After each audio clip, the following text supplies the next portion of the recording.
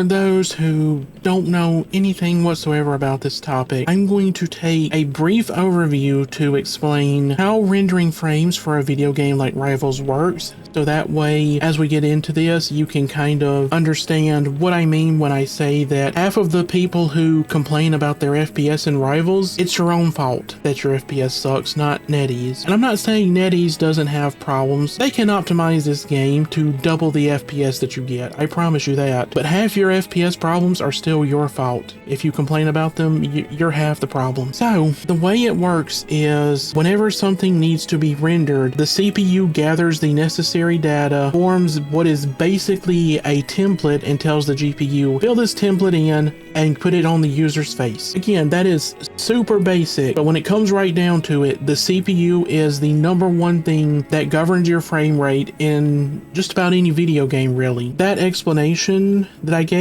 it's one of those where by simplifying it, it technically has some inaccuracies in it. So if you, and I'm fine with that. This is for the people whose technical knowledge of computers begins and ends at, I didn't know my monitor was running at 60 Hertz this whole time. So if you want to try and come in here and, well, actually, and then try and correct me on that, this isn't intended for you. But if you give me your mother's phone number, I'll give her a kid she can finally be proud of. So anyway, to get down to it, a lot of you are just running very basic unbloated installs of Windows 10 and Windows 11. Just very basic, very unbloated, even though there's a ton of things you can do to get sometimes as much as 20% more performance out of Windows 11. For example, some of you have system trays that look like this.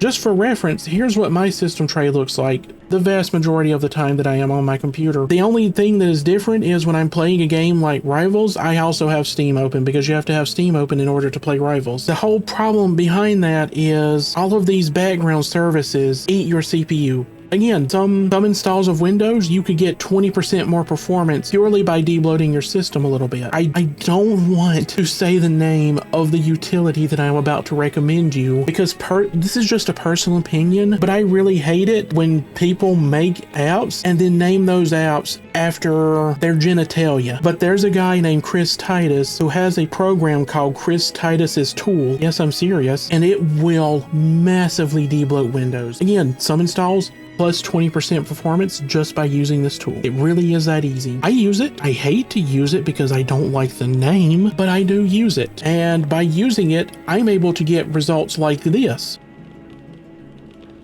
And you might be thinking, yeah, you might be thinking, oh, well, you could get a little bit more if you had a better GPU. I don't have my settings on the lowest settings possible. Here's my graphics settings. I intentionally have my graphics settings turned up because I would rather the game look good. Could I get like 5% more FPS if I turn them down to the lowest settings possible? Yes. I don't care. I get over 100 average FPS, and my 1% lows are almost 70 while I play this game. Unless I'm streaming it, because OBS does take some resources and thus does lower the actual FPS average to more like about 94, 95 with 1% lows around 59 to 60. But honestly, I'm fine with this performance because I'm not planning to be like one above all. Grandmaster is all I want out of this game. Now, that being said, so a number of you, if you just debloated your Windows install, you would genuinely potentially hit triple-digit FPS, especially for those of you who utilize Razer's software and or hardware. I don't want to start a beef with Razer, but on April 10th, Reddit user Ivan6953 noted that Synapse 4 caused a 50% degradation in FPS performance in the game Control on his 2025 model Razer Blade 16. In a separate issue in another post, Reddit user Zane Callius's post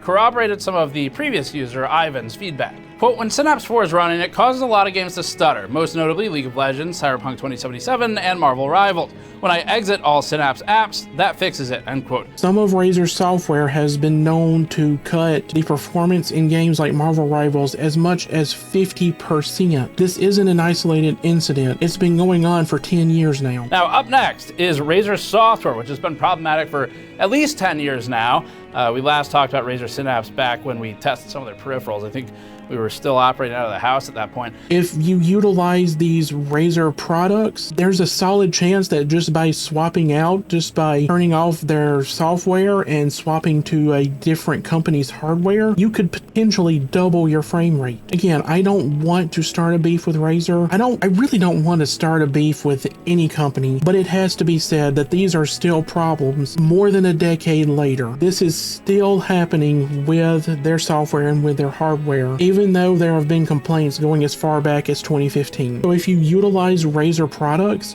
just try disabling all of their stuff and see if that doesn't give you massive gains in FPS, because I bet $5 it will. I'm not going to bet $5, but I'm willing to bet $5 that it will. So with that being said, at the beginning of this, I also said that Rivals itself could in fact double the actual FPS output if they optimize their game. That is true. I want you to take a look at this performance test report that I generated just before I started filming this video, and I want you to look at these three lines right here. This first light bluish line, pardon me, I'm colorblind by the way. This first light bluish purple line is essentially the GPU potential, I guess would be the best way to put it. Not 100% sure on that. Anyway, this is what the GPU could potentially render, assuming that there were no other bottlenecks whatsoever in the system. This yellowish line right here is what the CPU could potentially render if there were no bottlenecks. Essentially, this is what the CPU could tell the GPU to render if there were no other bottlenecks whatsoever. This orange little bastard line down here is the actual frame rate. So that begs the question, why is the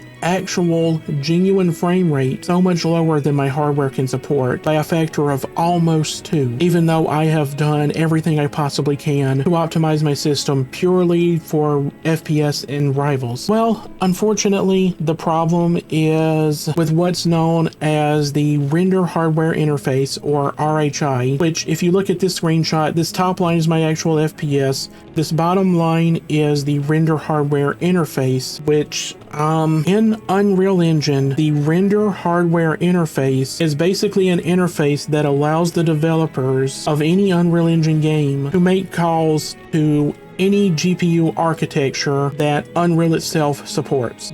Over the years, there have been hundreds of architectures across many companies. We know the two most famous ones, NVIDIA and AMD, but there's also Intel with their Arc series lineup, and there's a few new players in the field. There's some players in China called Lisuan.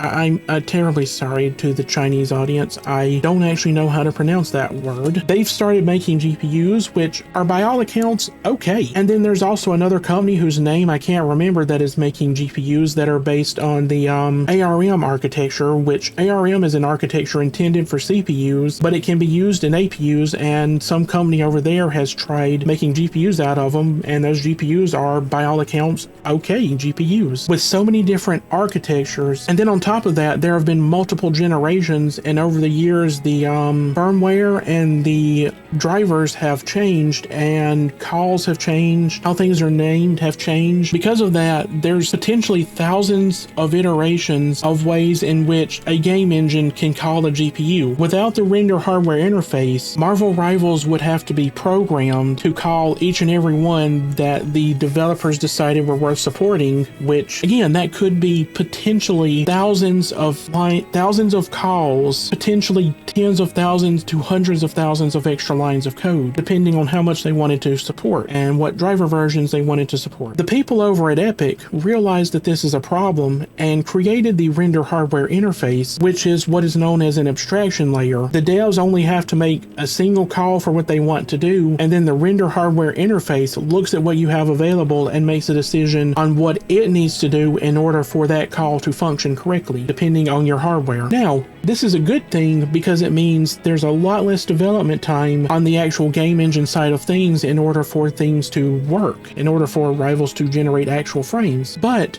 by having an abstraction layer, they also increase the amount of clock cycles and instructions needed in order to generate a frame, which in turn does lower the FPS. That being said, it does not have to lower the FPS as much as it actually does. You see, I play another game that uses these exact same technologies, that uses Unreal Engine, that uses the render hardware interface, and I still get numbers over 130 FPS while that game is on the highest settings that Unreal Engine itself supports. That game is called Satisfactory, and I regularly get between 135 and 152 FPS while playing it. I don't even have the settings optimized for my CPU. My CPU takes significant breaks while playing the game because the GPU isn't through rendering a frame yet. And yet, on Marvel Rivals, I have to turn the settings down to medium just to barely push 100 FPS. The fact of the matter is, there is significant room for optimization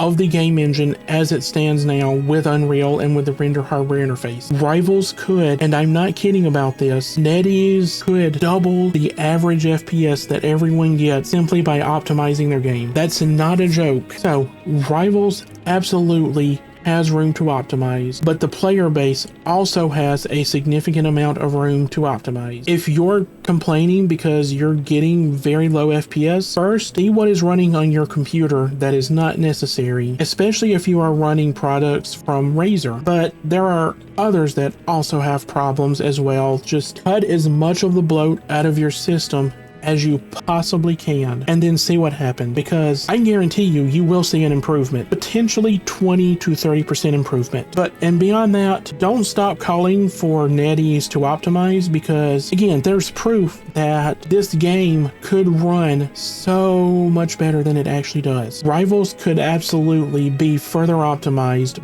by a massive margin, potentially as much as doubling the FPS for most of their user base, without having to change the engine, by the way, because yes, like I said, the render hardware interface is going to lower your FPS. If the NetEase devs did program for every possible GPU architecture they want to support natively instead of using RHI, they would still get more FPS. But even leaving in place the current render hardware interface from Unreal Engine, they still have a massive amount of room for improvement. They have a Grand Canyon wide gap of improvement that they could make on optimizing this game. But then again, so does most of the player base. So try your best, debloat your systems as well as you can using Chris Titus's third leg, and oh god, I'm gonna have to go get some eye drops after this. My eyes are itching. Just try your best, debloat it, but make sure that you continue to call for NetEase to further optimize the game, because they can always do better. And yeah, that's about it. Thank you all so much to everyone who watched my video. I hope you all have a wonderful morning, afternoon, or evening wherever you are around the globe, and I will see you next time. Goodbye!